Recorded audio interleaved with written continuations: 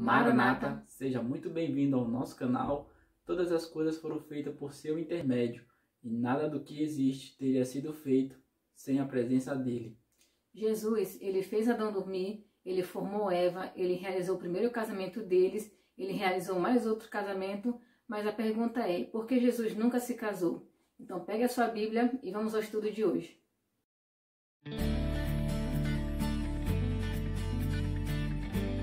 Embora o casamento seja uma instituição divina, até mesmo anterior à entrada do pecado e parte do ideal de Deus, não é pecado ser solteiro. A missão do Salvador foi singular. Ele era Deus entre nós, um ser divino, humano, por isso não podemos compará-lo a nós. Jesus ele menciona 3 categorias que levam a uma vida de celibato, que é por escolha própria, aqueles que se sentem que têm uma missão especial nesse mundo, a que seriam incompatíveis com uma vida familiar, devido às circunstâncias, e por predisposição biológica, ou seja, algumas pessoas elas demonstram uma tendência natural para permanecer solteiras. Seja qual for a razão pela qual a pessoa decida ficar solteiro, Jesus ele mostrou que ser solteiro não significa ser isolado, se isolar das pessoas. Jesus ele tinha seus discípulos, tinha seus amigos, e Jesus não era contra o casamento. Para vocês terem uma ideia, ele participou de um casamento e naquele casamento ele realizou o seu primeiro milagre. Então ser solteiro não significa se isolar, viver sem ter amigos, e também não significa ser contrário ao casamento. Até porque se Jesus fosse contrário, se eu e você é contrário a alguma coisa, a gente não participa, a gente não é a favor. E se você não quer ficar solteiro, como é o ideal de Deus, que o homem não esteja só, a gente deve pedir ao Senhor para que Ele providencie a pessoa ideal para a nossa vida, até mesmo para a gente poder formar um lar que seja um pedaço do céu aqui na terra. Mateus capítulo 6, verso 33, está escrito o seguinte: buscai, pois, em primeiro lugar o seu reino e a sua justiça, e todas essas coisas vos serão acrescentadas.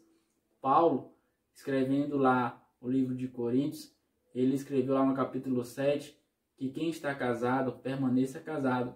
Quem está solteiro, permaneça solteiro.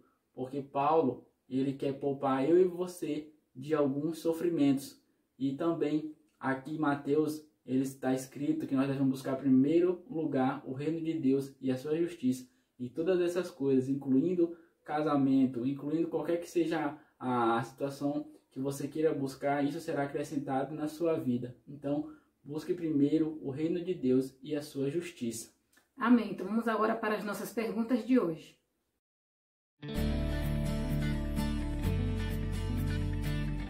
Abram a Bíblia de vocês em Gênesis capítulo 2, do verso 15 até o verso 17.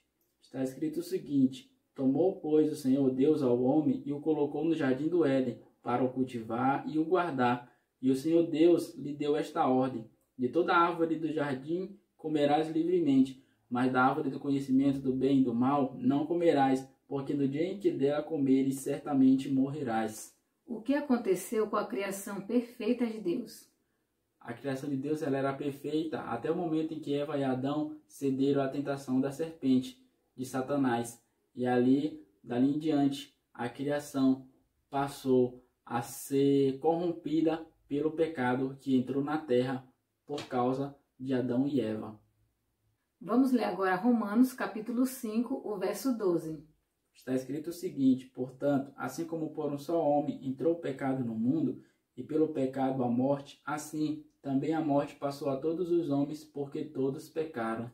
Como esses ensinos se relacionam com a evolução teísta? De acordo com a evolução teísta, a criação ela vai evoluindo, e a criação ela não morre, ela sempre evolui do fraco que fica mais forte. Então, se a morte não está relacionada ao pecado, então o salário do pecado não é a morte.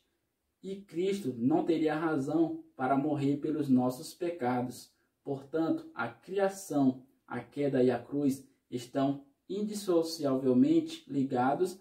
O primeiro Adão está ligado ao último Adão. Então, a morte entrou no mundo pelo primeiro Adão, lá na criação. E a vida entrou no mundo através do segundo Adão, que é o Senhor Jesus Cristo. Amém. Que Deus abençoe você e toda a sua família e feche seus olhos nesse momento e vamos orar. Querido Deus, te agradecemos, Senhor, por mais o estudo da lição. Amém. Aqui aprendemos sobre um Salvador solteiro, Senhor, que cumpriu a sua missão e que nós possamos também, Senhor, cumprir a nossa missão, solteiros ou casados, mas que a gente possa fazer o nosso melhor e salvar pessoas para o teu reino. Amém. Obrigado por tudo, te agradecemos em nome de Jesus. Amém.